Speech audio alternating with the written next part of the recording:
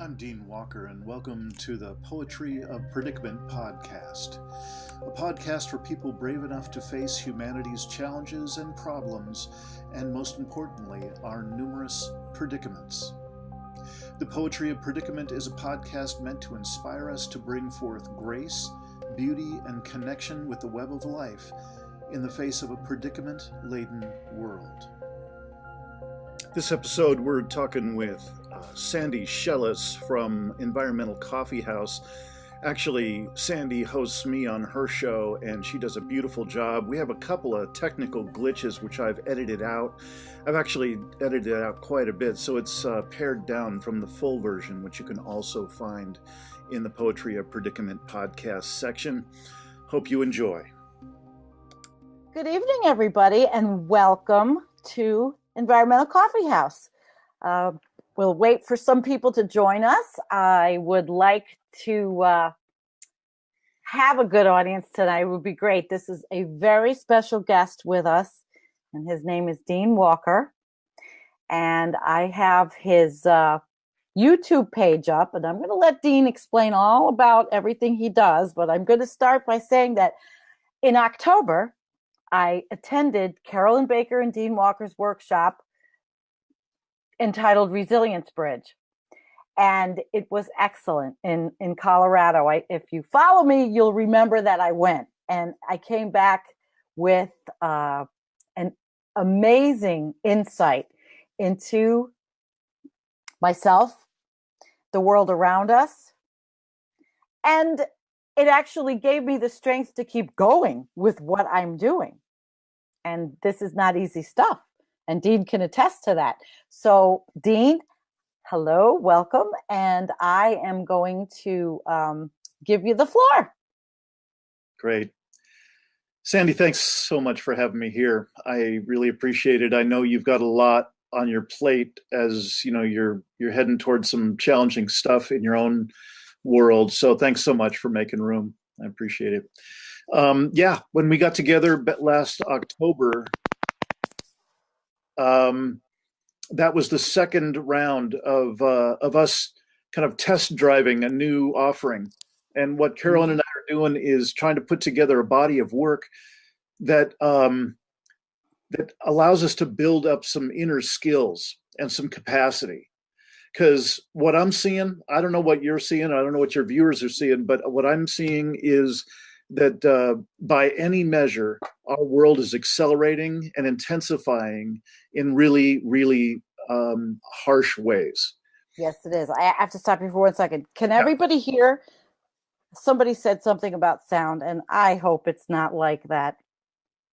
Well, okay. Continue. Okay. So, if we can just kind of work on that assumption that things seem to be accelerating, no matter which way we look, whether it's politics, whether it's climate change, whether it's 16 other metrics of how we're doing severe damage to our shared habitat on the planet, species extinction, and so on, down the list. It's what I'm seeing is that people like yourself, like Sam Mitchell and Hambone and Kevin Sandblum and others, you all are doing such an incredible job of bringing us the news and bringing us the updates of these daunting events that are going on. And what I'm seeing is that really what we're experiencing is wave after wave. Every single day, we're getting waves of trauma at the level of our core defining story, the story that we all grew up with anything's possible in America. You're going to get a house, you're going to have a family, if you try really hard, everything's going to turn out okay. And all of that's getting shredded. What we're we're losing trust in every dimension, whether it's in our relationships with each other, or our relationship with ourselves, our own inner sensitivities, or our relationship with the earth.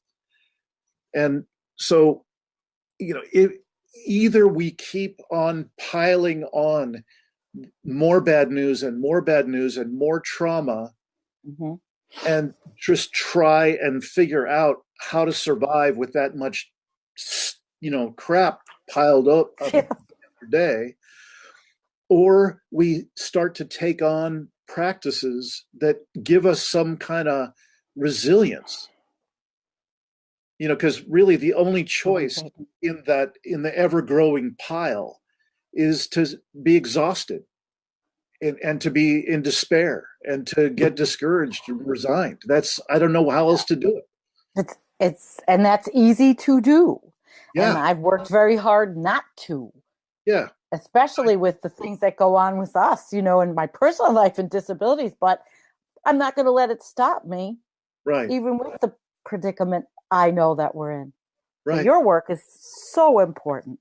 So what Carolyn and I are trying to do is offer both live things like the workshops that we've got one coming up in July in Ashland, Oregon, and we're going to be doing a second one in Ashland in October.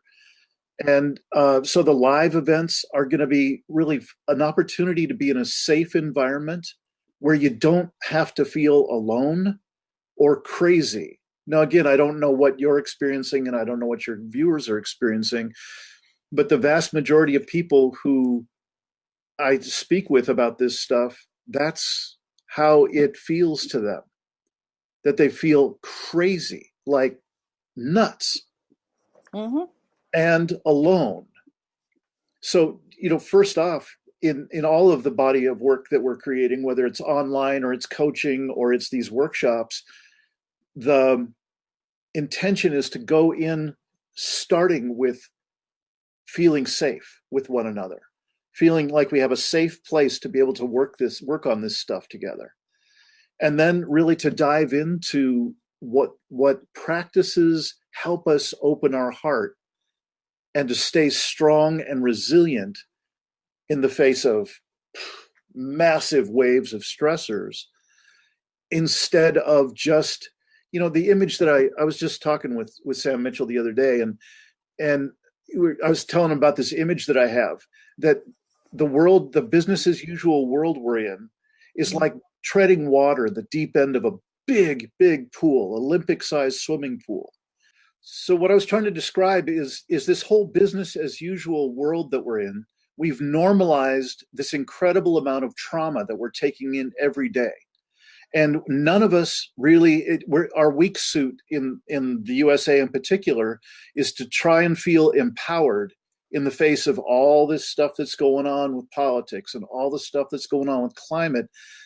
It can just take it out of you. It's often a way to feel incredibly discouraged. So if we imagine ourselves in the business as usual world and we're treading water in this huge pool, and I look over at you and I say, it just seems so wet. It seems mighty wet all the time. I'm just soaked all the time. Are you wet? Yeah, I'm wet. Yeah, we're pretty wet over here. So that's all we do, is we can just complain about how wet it is. In other words, how helpless we are in the face of all this stuff. And then one of us sees a pile of towels over on the side of the pool, goes over, grabs those towels and tosses them out to us. And then we say, oh yeah, this is what we'll do. We'll dry off so we won't be wet anymore. So there we are treading water in a giant pool, and we're trying to dry ourselves off with towels while we're treading water in the pool. And that's about as good as it gets in the business as usual world that we're all submerged in. So what the workshop environment is meant to be, and really what every part of our work is meant to be, is a chance to get out of that water, to get out of that constant submergement in the water that we're in of business as usual. And with that, we get to slow down and really intentionally reconnect with ourselves. Reconnect with our inner wisdom, reconnect with each other, reconnect with the earth. And what I've found, no matter how hard I look and where I look, after having my woke moment and writing the book, The Impossible Conversation, is I all I can see is what happened to get us here is we disconnected. And the only thing worth doing, if we're really sincere about wanting to wake up, is to take on practices that reconnect us. And that's the good news. The bad news is it's hard ass work. Yeah. It's hard ass work. But we're I have an echo. Do I got an echo? Oh, no, everything's not right tonight. Okay. I just made my little thing lower. I will say it is hard work, but I will also say that the disconnection, I feel a connection with our followers at Environmental Coffee House within this world. Also on YouTube, we have a connection. We all have a connection. And we're all awakening together. And a lot of us started that awakening with the Bernie Sanders movement. And also, the 2016, although most of us were understanding of climate change, most of us were understanding of the detrimental things that fossil fuels were doing to the planet. But I don't think we knew just how serious it was until the alternative media started reporting on it way more. And I found YouTube, and I was like, oh my gosh. And I found you. Right? Yep. So, what Carolyn and I are doing is just, we both had at different times our woke moment. And Carolyn, for those who don't know Carolyn, who are viewers with you, I would recommend highly look into Carolyn Baker on Amazon or wherever you get books, and get some of her books. And particularly, I would start with her one called Dark Gold, which is about the individual and collective shadow. In other words, the darker parts of ourselves that we aren't proud of, individually and collectively. And the punchline about that whole study is that who's running the world right now, especially in the USA, is our collective shadow. If you want to wonder, what is it that Dean's talking about? What is this shadow stuff? There it is. And it's all the stuff that we say we aren't. It's all the stuff that we think we're better than, and we can't imagine ever admitting to being a part of us. A classic example is when you have a politician or a religious figure who has nothing but bad things to say about people who are gay, that they're the sinners, they're bad people, they shouldn't be allowed to live on the earth, and on the stuff goes. Yeah. And of course, he then turns out to be himself gay. So, that isn't always the case, but you get a sense of when that is what shows up in the newsprint, 6 months later. That's that person's shadow. And so, why would you want to read Dark Gold, which is the name of Carolyn's book, is to get some of these basic principles, these dynamics down to understand what's going on. Because if we aren't clear, if we aren't really present to what's going on in our world, we will be at the effect of it. You really are right. And there are a lot of people, millions, that walk around not present. Millions that are just every day, go to work, come home, put on the mainstream media, put on TV, they anesthetize themselves, or they self-medicate constantly, or alcohol, drugs. We have humongous drug problems. Dean, let me ask you something. How does your program and how does your work intercept with the issues that are happening in our country specifically today with drugs and overdoses? And what do you think about that? Yeah.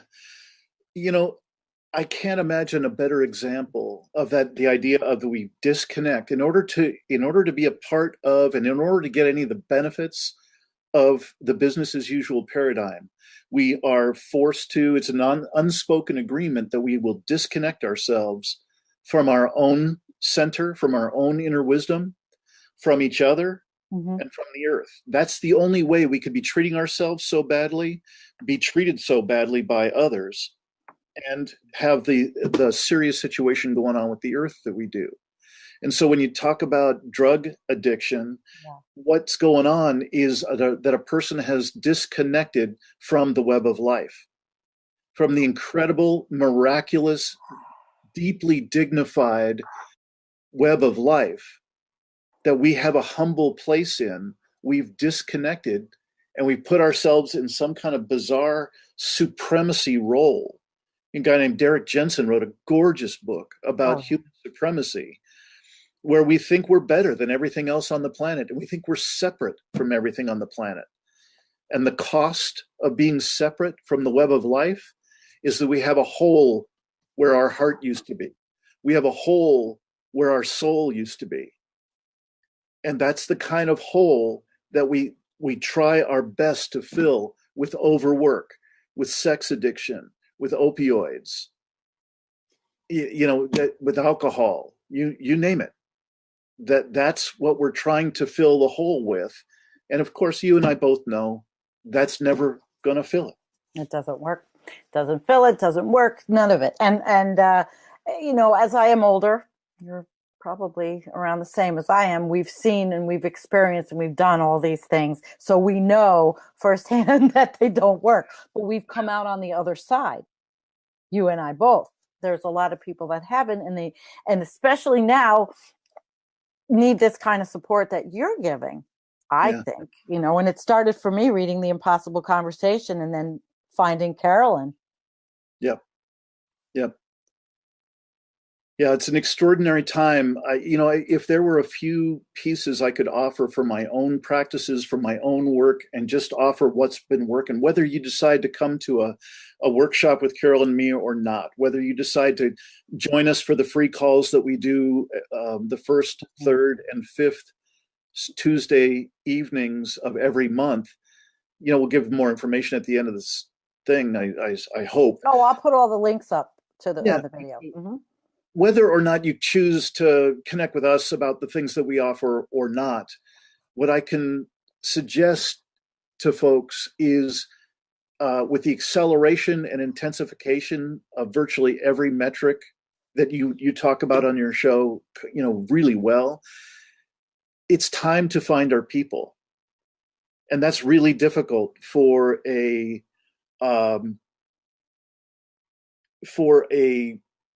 population that is essentially separate, polarized, more deeply polarized than anything I can recall.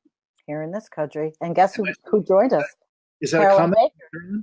Carolyn's here. She says addiction is a desperate longing for connection, especially spiritual connection. I don't know if you can see the comments or not, Dean. I can, yeah. Oh, good. Okay, well, Carolyn's with us. Thank you, Carolyn, for joining so much.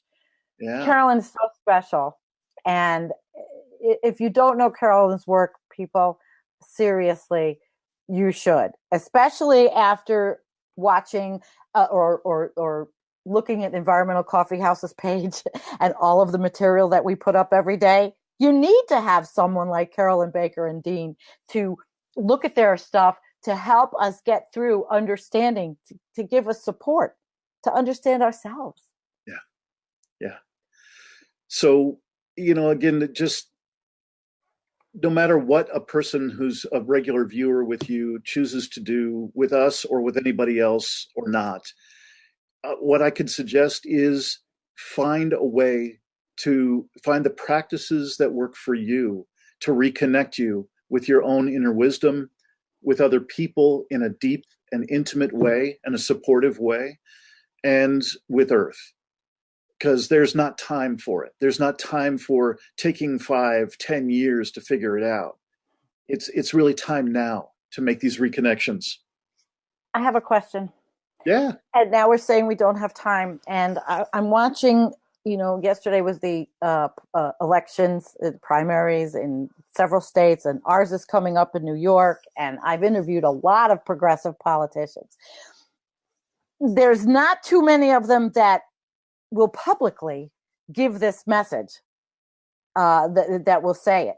They all know that climate change is a problem. Everybody knows that there are issues, but there are not too many that will publicly say that we're really in trouble. And I just wonder, is that, you think that's well, so they could get elected?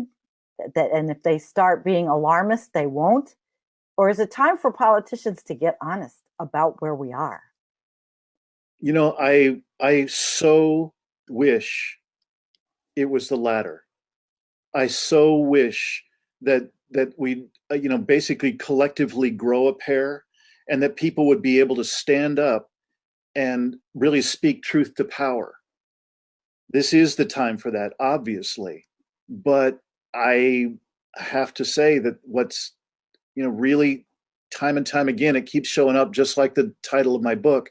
This is the impossible conversation, and what that conversation is the very thing that's at the center of what we all are used to, the center of the quality of life that we're all used to, the most luxurious time that human beings have ever had on the planet, that we're all addicted to, is the very thing that is ecocidal.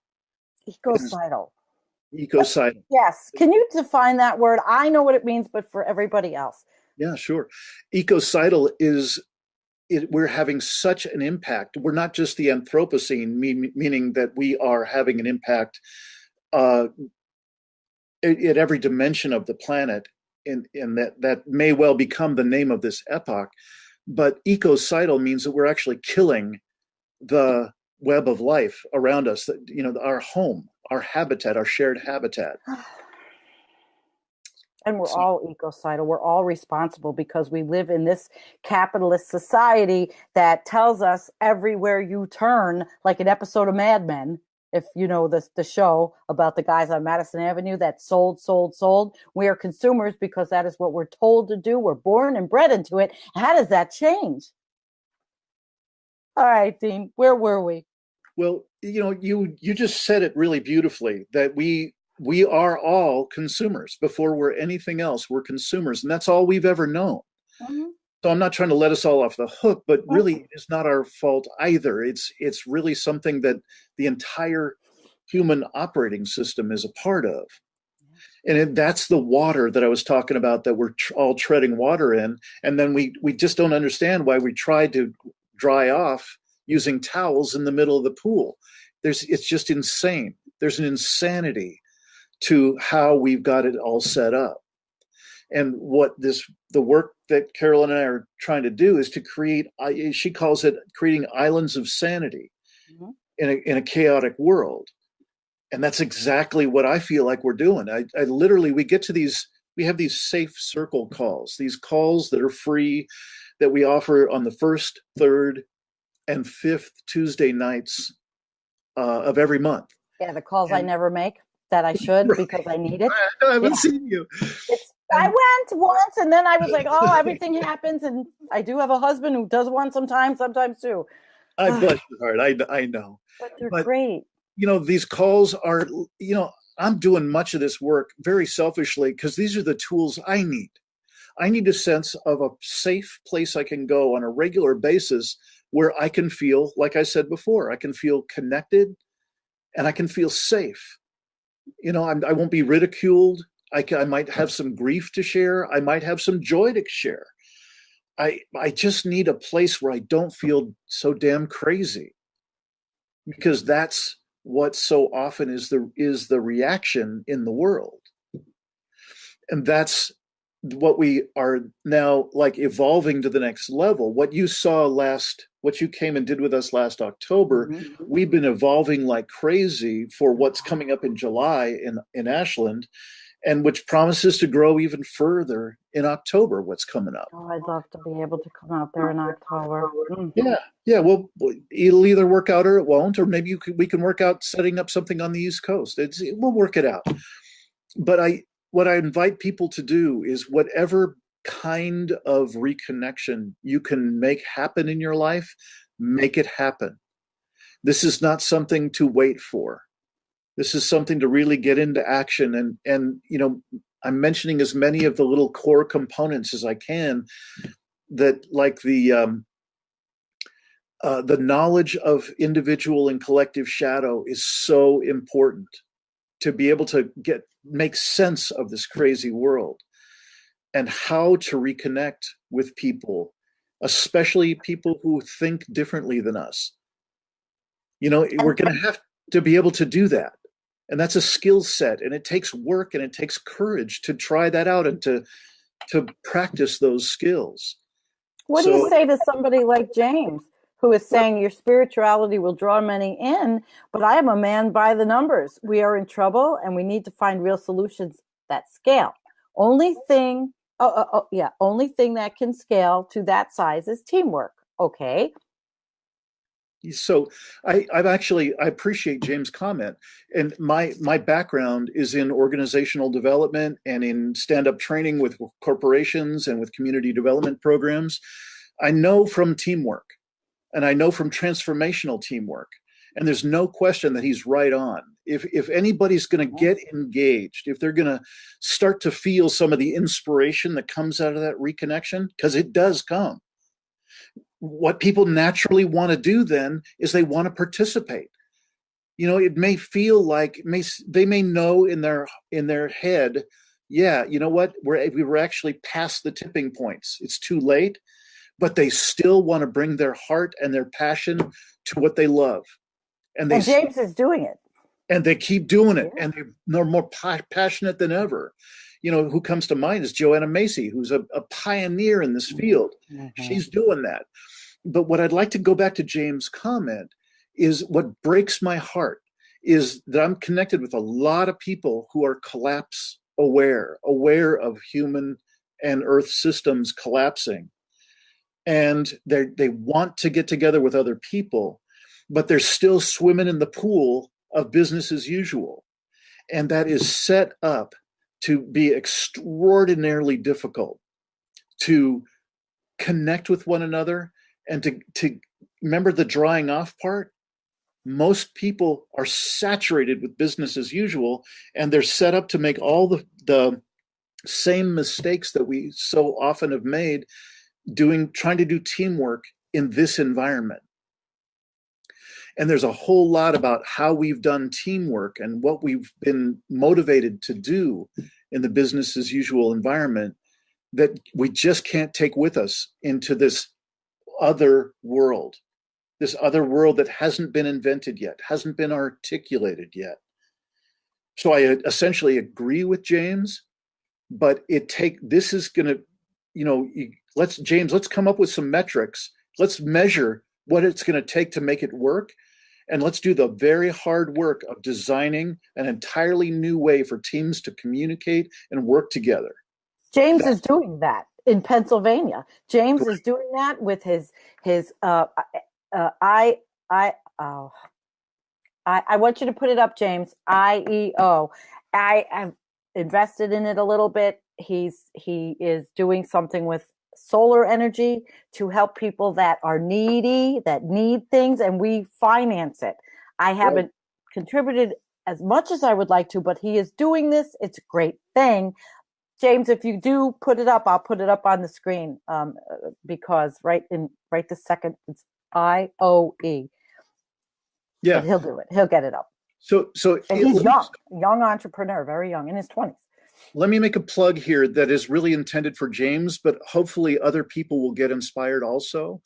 I'm talking about this Safe Circle call. It's 3 times a month. It's 1 hour. It's 6 p.m. Pacific time on Tuesday evenings, the 1st, 3rd, and 5th Tuesday evenings. You can sign up for it, get on the invitation list. It's on a Zoom platform similar to what Sandy's on here.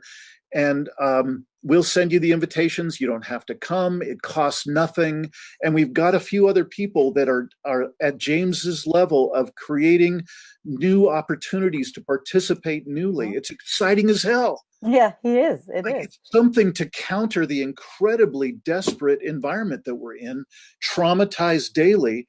And this is the kind of stuff that tends to come when we take on practices to reconnect ourselves. So James, Yahoo, and I'd love to see you. And how you can hook up with this Safe Circle call is go to our website.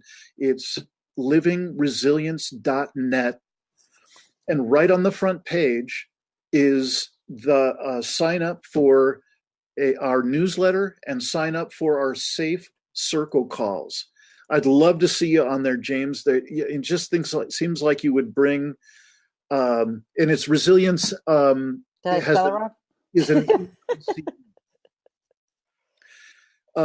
James, your caliber of ideas and innovation, it would be so welcome, and that's what we're wanting to do is to be in a safe environment in which we can feel safe, and we can feel the waves that are going to want to go through us, like the grief that's so appropriate, like the core joy that wants to come in right behind that grief.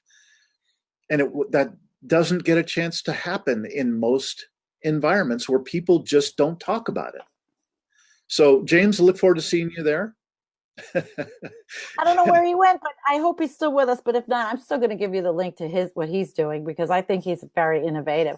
Now, yep. Patrick McNulty, Patrick's with us. He says, is Dean interested in fixing global warming? And Patrick is an entrepreneur. He has an idea, and I want to find his other comment.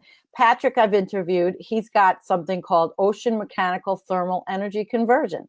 And there's an interview on our page and on the YouTube with Patrick.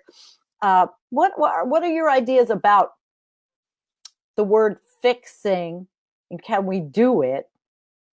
And actually, along with, because humans, as Paul Beckwith says, humans are always going to try to fix it. Humans are going to do that. So I see what you and Carolyn are doing as a compliment to the people that are trying to fix. Can I answer that? Absolutely. Yeah. So I honor completely wherever anybody puts themselves on this timeline between now and what the IPCC has talked about forever of 2100. And I started out somewhere in that vicinity. I'm considered myself an environmentally aware guy. And I thought, okay, that's when serious stuff's going to happen, around 2100. Then I had my woke moment. And the first thing I had to do was vet the material, because it was the wackiest BS I've ever heard. It was a lot sooner than 2100, and it was stuff that I never could have imagined. It was nightmare dimension stuff that I know you've talked about with your viewers. Mm-hmm. And so I'm not here to tell somebody what the right timing is. I really don't care what the timing is. All I know is it's likely within my old guy lifetime, I'm going to see a massive suffering, and I'm going to see more species die because of us than I ever could have imagined. These kind of things break my heart. So am I willing to say that it's possible to fix the thing we're in? No, I've actually landed in a place for myself. This is just my conclusion, is that we've missed every turnoff because we're arrogant and full of hubris. We think we're better than physics. But at the exact same time, the other side of the coin is the work that Carolyn and I are doing is to reconnect people with their inner wisdom, to connect them with other people and connect them with the earth. And the process of doing that unleashes transformational energy in people. I've seen it time and time again. I've seen it out of dead-faced gang kids who have murdered other people. And I've seen them get connected with this kind of energy, and they literally, you can see their face light up. Their life literally shifts. So that is possible to happen. The last thing I'd want to do is to calm a James or a Patrick down. No, you go for it, guys. God damn, inspire us. Go for it. It's like the same thing with the Parkland youth, who are now leading better than any adults I've ever experienced in my life. These are my hair on my arms stand up. They're so damn inspiring. I'd run around the block. I'd run around the freaking world for them. So am I telling you that it's all hopeless and we should give up? Hell no. But what I can also tell you on the other side of the coin, just as true for me, is we've passed every conceivable option to take an easier route. So Patrick asks, can physics fix it, Dean? I don't think so. I think that's what we've selectively chosen. Look, I'm gonna call one on myself, Patrick, and look for yourself. I've looked at innumerable CNN and other TV shows, other news shows, where there's been for the past 10 years at least, where they have a climate scientist vetted, knows his stuff, and he's saying, this is something we need to be really concerned about, and this is what we need to do to turn it around. Mm-hmm. And then they have a paid shill on the other side of it as if there was something to argue about. We've decided we're going to invalidate science here, and we're going to bring in another voice who's a paid shill for the fossil fuel industry, and they're going to argue as if there's a truly a valid debate to be had. And what I'm calling on myself is I never once called CNN. I never once wrote a letter to one of the broadcast media corporations to say, what the hell are you doing? So go ahead where you were. What I'd like to do is stop breathlessly pounding on y'all about my passions and what makes me, get out of bed each morning. I'd love to know, do any of your folks have any reactions to what I'm saying? Any questions? I'd like to be as useful as I could if there's anything that needs clarifying. Because for me personally, this is what I'm about for the rest of my life, is reconnecting with people, reconnecting with my own inner wisdom, and reconnecting with the earth. So what can I make clearer about that? Well, Trevor did have a comment that he put up. That is correct. We have chosen the hard path. That time has passed. What path we take, we have to endure now. Yeah. Can you comment to that about enduring and or living fully with what we're dealing with? Yeah. There's a particular group of people that Carolyn and I have connected up with. It's an association for not just resilience, but transformational resilience. And the definition of that is, if regular resilience is to get knocked down and then to get back up and plow ahead, right? To get back into the game, get back into the fight, whatever you want to call it.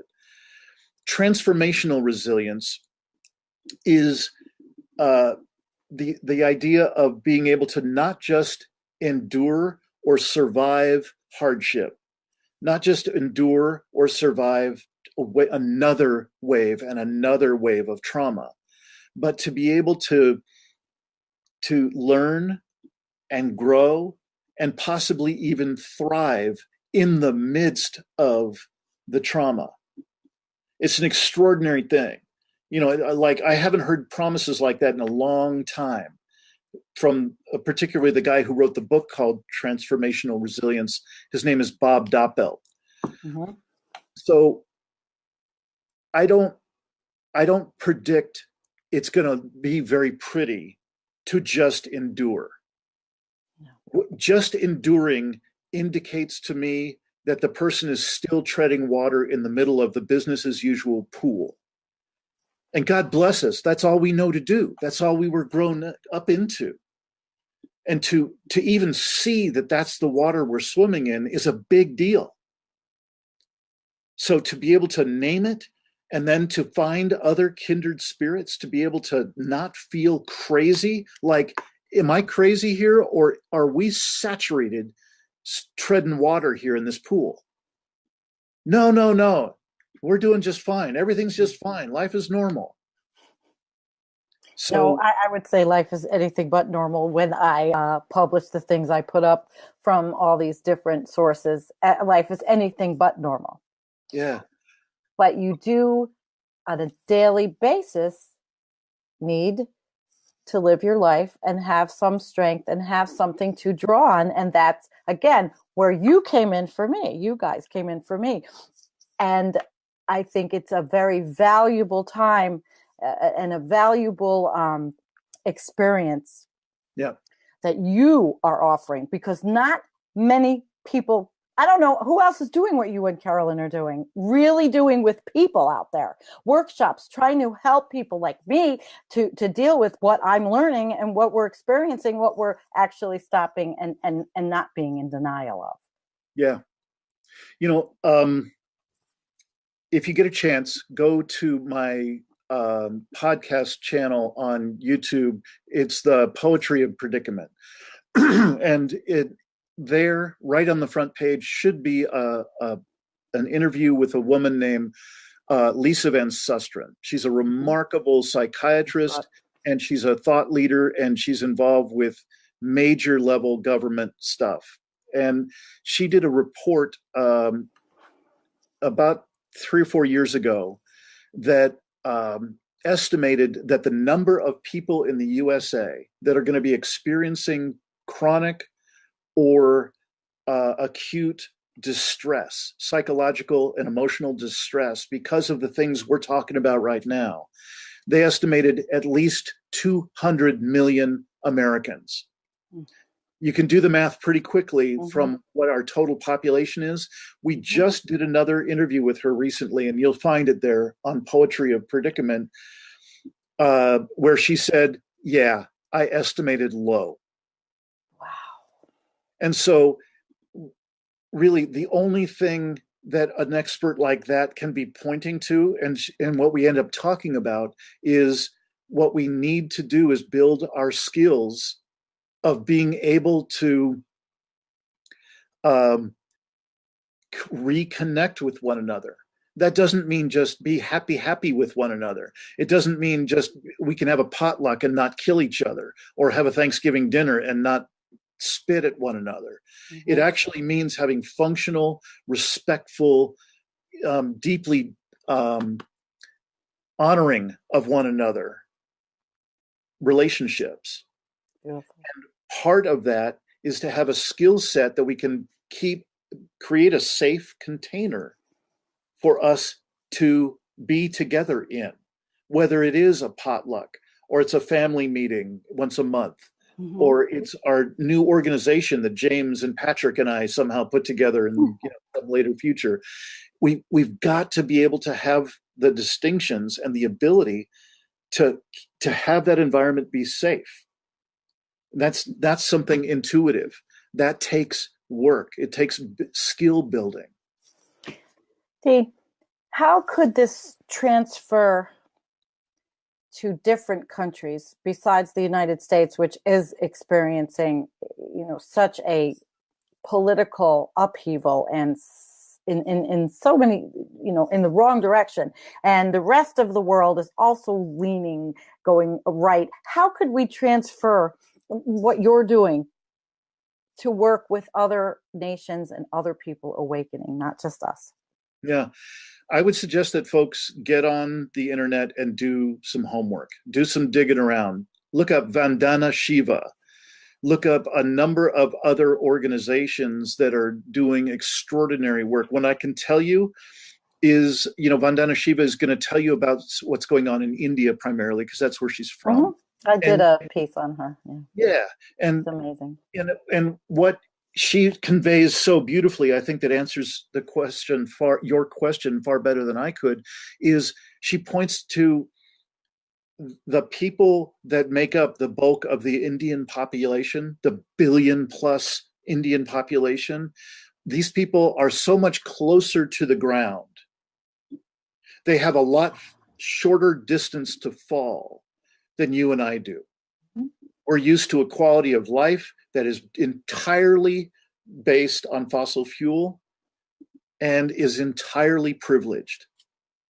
And it's going to be a long, hard fall for us.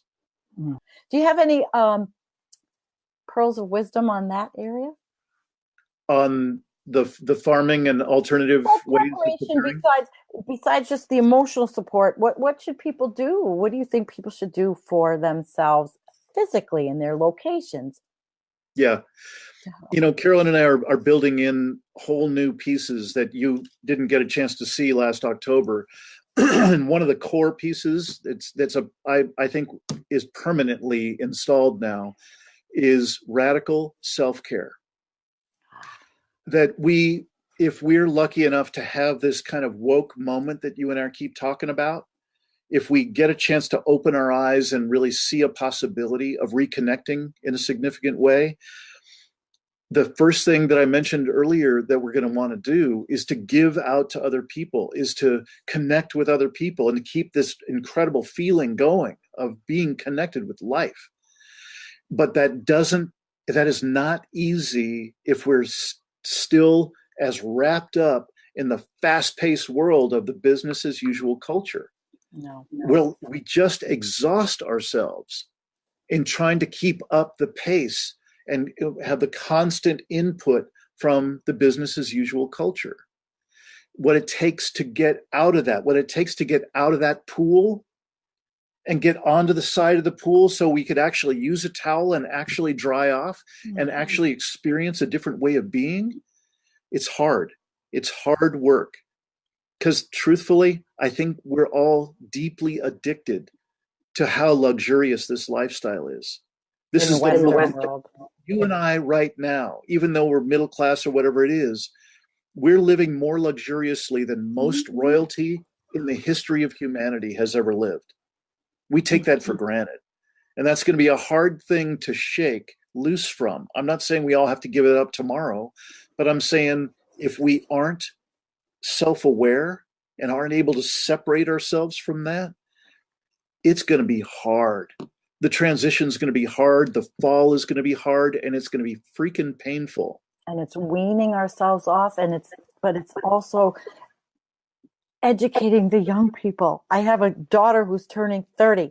I try, and they say, "Oh, we kind of get it. We get it. We understand. We know, Mom. We know what you do." But they're still, she and her boy, they're not there, and that's what I'm worried about.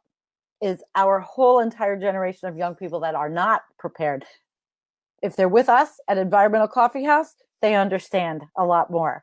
Right. What do we do with I mean, this is millions of people. And I'm not saying my specifically calling her out, but I'm just saying there's a whole generation that, or they know what's going on, but they don't want to, they feel that they can't do anything.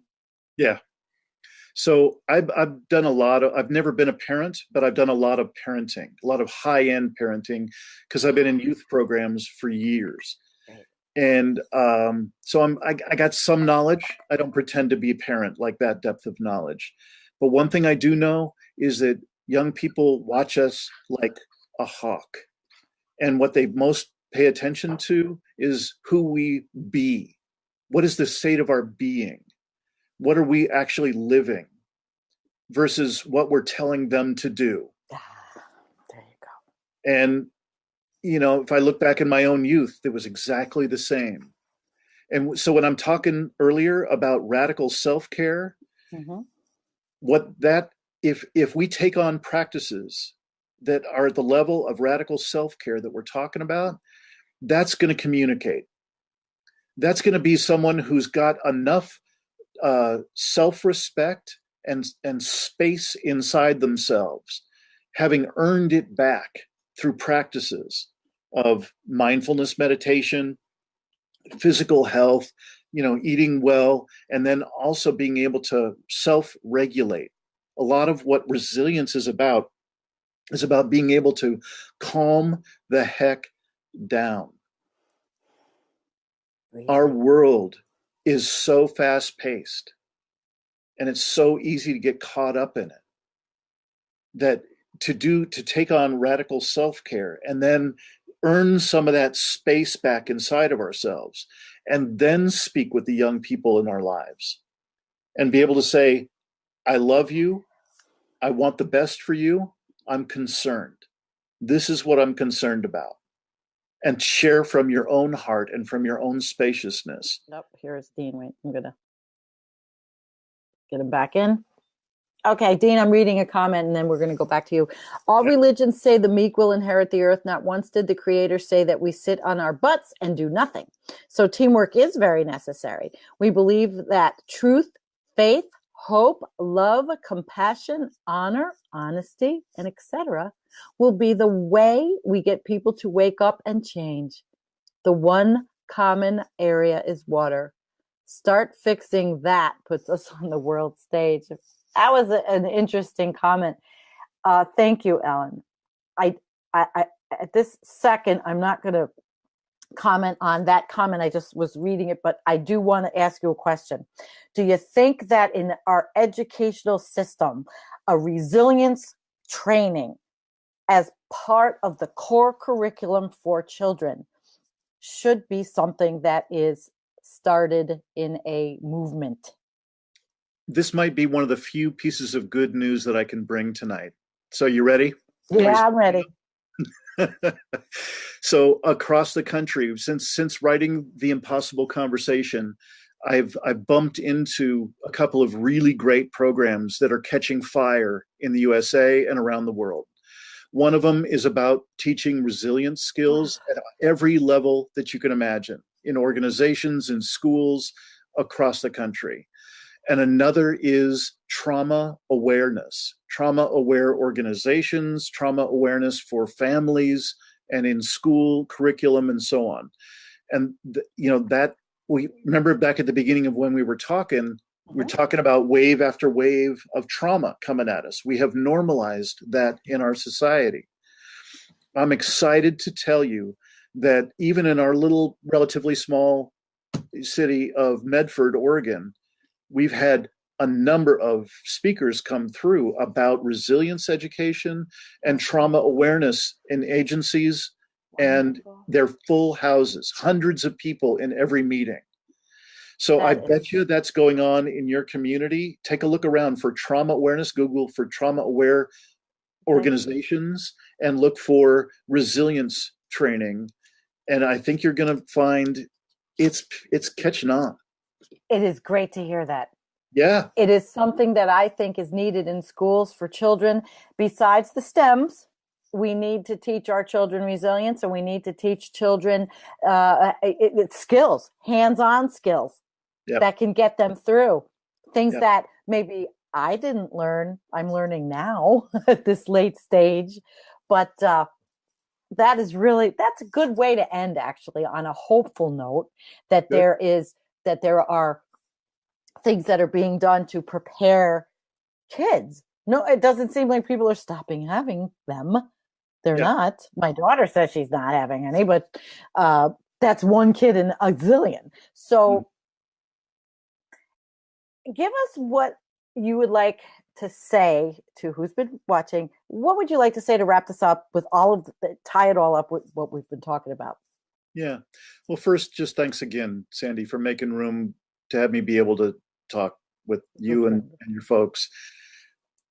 I would say that now is the time to reconnect with life itself and to reconnect with your own inner wisdom, with the other people in your life, and especially with people who are not like you, and also with the earth. And, I'd love to have y'all come and join us in the workshops that are designed just for that. I'd love to have you come onto the Safe Circle calls or join us for coaching or whatever. But if you find your own ways, I wish you the best. And I hope you will come and join us on Safe Circle calls to let us know what you're doing. This is not a time to be stingy and kind of hold your cards to your chest and say, well, I've got my practices or I've got my things that work for me. Please share. We're not pretending that we've got all the answers. This is a time to come together and share these practices, share what works with one another. And, I have a feeling that there's a huge amount of core joy. Carolyn wrote a book with Andrew Harvey in which they talk about return to joy, to core joy.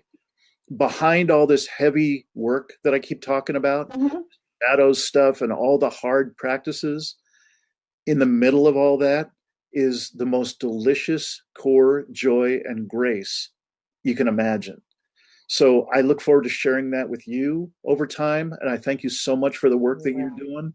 And let's stay connected. And I invite your viewers to come join us on a Safe Circle call. Let's chat it up about sharing practices. And if possible, come join us.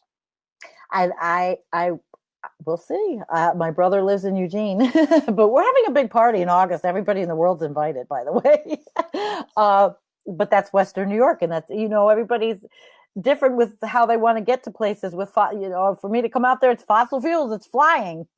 I know, and I'm looking for miraculous ways to get myself there because I've heard your invitation and I love it, and I would love to come out. It would be great.